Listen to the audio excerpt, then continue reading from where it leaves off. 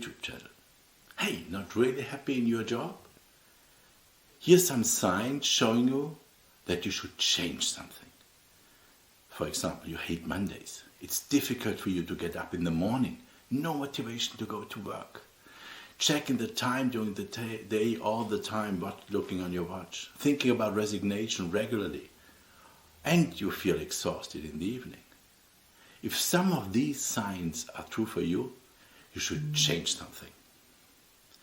But what can you do not to fall into the same trap again, but to find the job that is a real fit for you? My name is Ernst Hübner, and today I want to talk about an easy technique to ensure that your next job is the right one for you. It is working with 3 circles. I love this model, as it is easy and it becomes a living tool when working with it. Means you can continuously work on it and adjust it. And you should do that. It's not only for your professional life, but you also can use it for your personal and private life. Today, we will focus on your professional future. Here are the 3 circles we will use for that. First, circle 1, my skills and competencies. Circle 2, what I really want. And circle 3, the environment I want to be in. In my day-to-day work as coach, I use this model very often. In particular, when clients are coming to me because they are unhappy in their job, but do not exactly know why they are unhappy, and often not having a clear idea of a job in which they would be happy. I was in a very similar trap for many years in my career. I didn't have a coach asking me the right questions or giving me a tool like this. I would have loved to. It doesn't mean that I wasn't successful in my jobs, but I usually only was happy for a limited period of time. When the phase of not being happy started, I got in conflicts with my managers, sometimes even with my team members. And I lost self-confidence and the commitment to the company. The reason for all this was that each time when I went into a new job, accepted a very similar job and in a very similar environment again. Mostly it was HR and mostly in US-based companies. Often I did the next step up in the hierarchy and in the remuneration and thought, oh, no, that's what I was looking for. Really good jobs.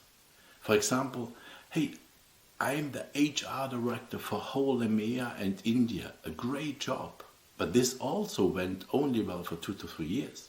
As the other jobs, with exception, some of them a little bit longer or less long, depending on the company and on the job.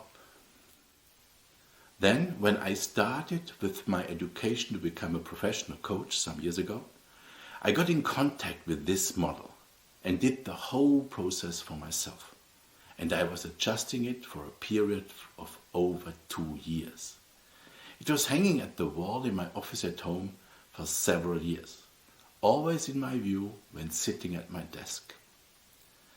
This finally was directing me to my current career and life as coach and consultant in my own company and as partner as well as coach in a company we are having a partnership with, and fitting perfectly to me and my values. I found exactly what fitted my needs in terms of working with people and for people, but not working for a boss or a company, only focusing on making money and forcing me to do things every day violating my personal values. I always felt that I wanted to be self-employed and independent, but thought, I don't have the skills and competencies to make it a success. When working with the 3-circle model, I realized that this was not true.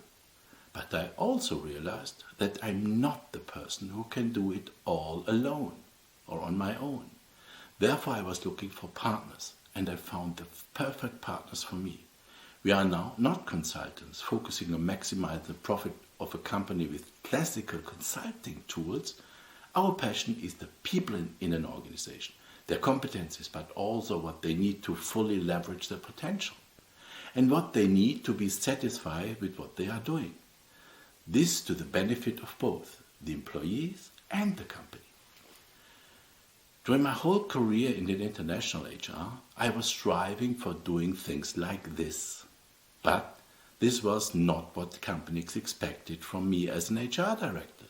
That's the reason why I never was really happy in my jobs, even if on paper they were fantastic jobs. So let's talk about the 3-circle model and how you can use it in the best way to find your individual way for your professional career, as I found mine.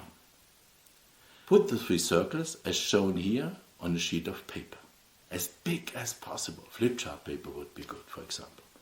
And hang it in a place where you constantly pass by and have it in front of you. It needs to become a living document. It is not a one-time exercise. Very important. The whole process should start with a circle in which you reflect about your skills, competencies and strengths. Let's name it. That's what I can. To work out what you can really do or what you are good in, you need to take a look back at your life so far. What did you learn? Education, school, university, professional training, etc. And what skills are derived from this that make you valuable to a company? This is the learned knowledge. What have you experienced in your professional life so far? What were the formative experiences? Both positive and negative. What have you learned from them that you can use now, your experiences? What are your competences? You can best derive these from writing down your personal success stories. How to tell your personal success stories? How is it working? Start with the situation, the problem, the context you have been in. Then describe the action means exactly what you did and above all why you did it.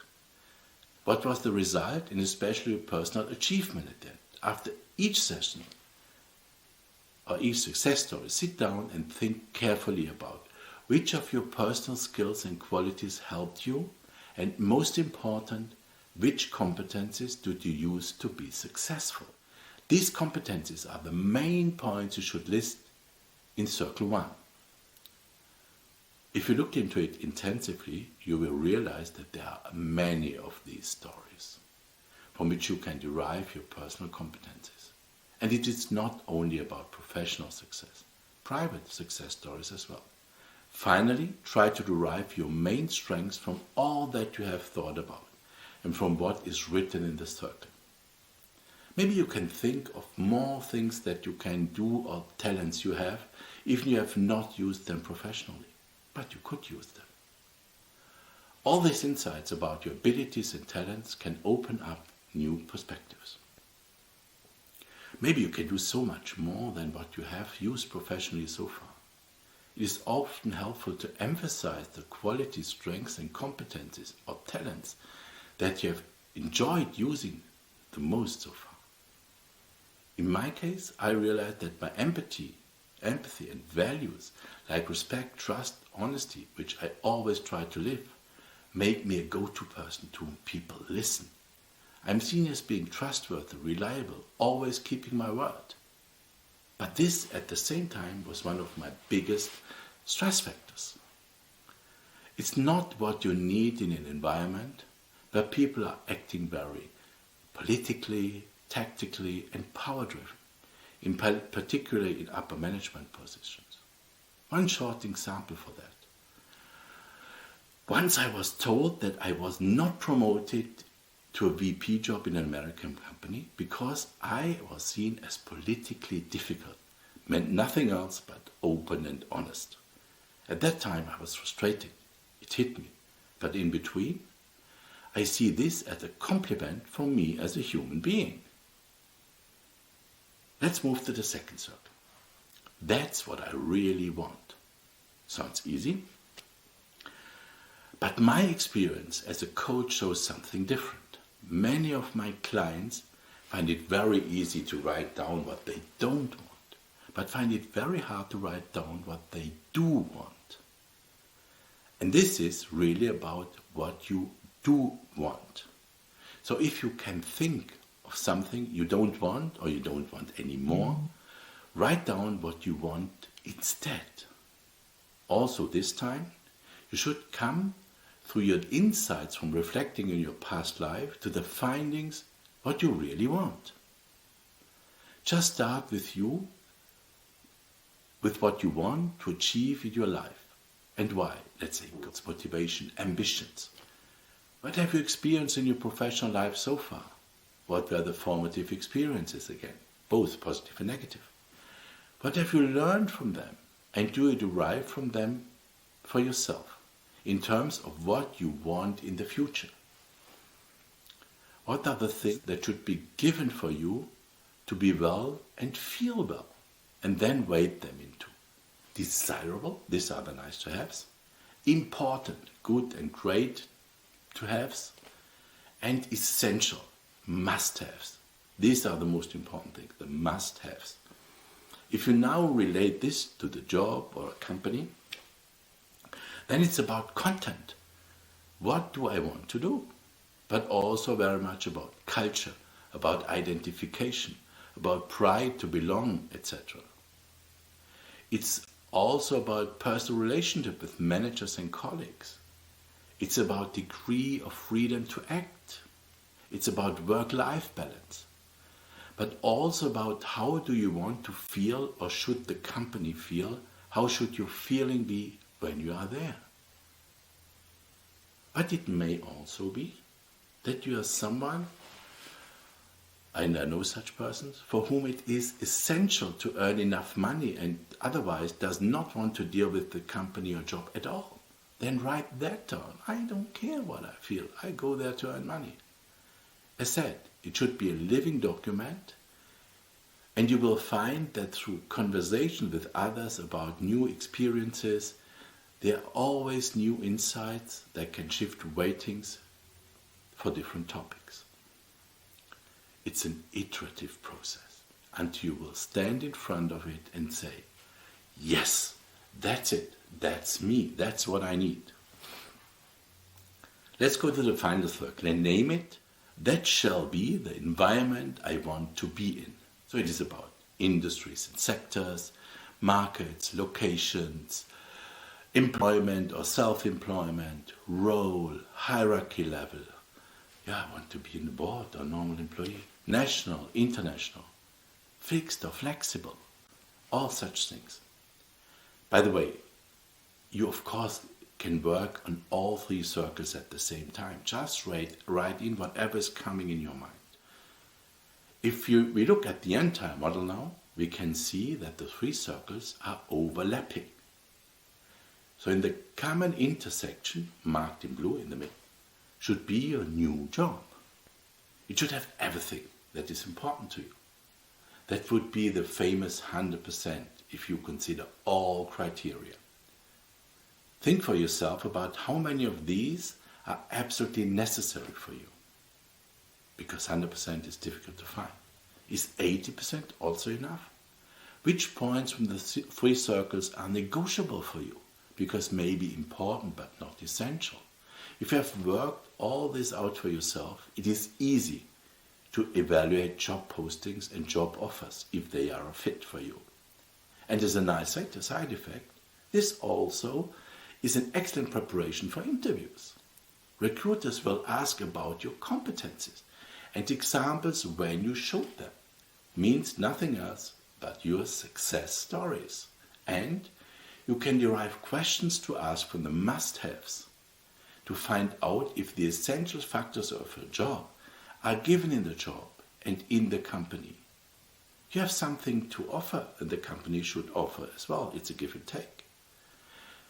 When starting with this model, you will experience that this is an easy exercise, and it for sure will help you to gain some insights that would help you to take the right steps for your future. Nevertheless, you still may need some support from a professional coach, even if it is just one session to help you. If you need help, please contact us. We are a team of experienced coaches who are looking forward to hear from you. And don't forget to subscribe our channel and to click the like button. We also are looking forward to your comments on our videos. Your feedback will be considered and make us better in the future. Many thanks.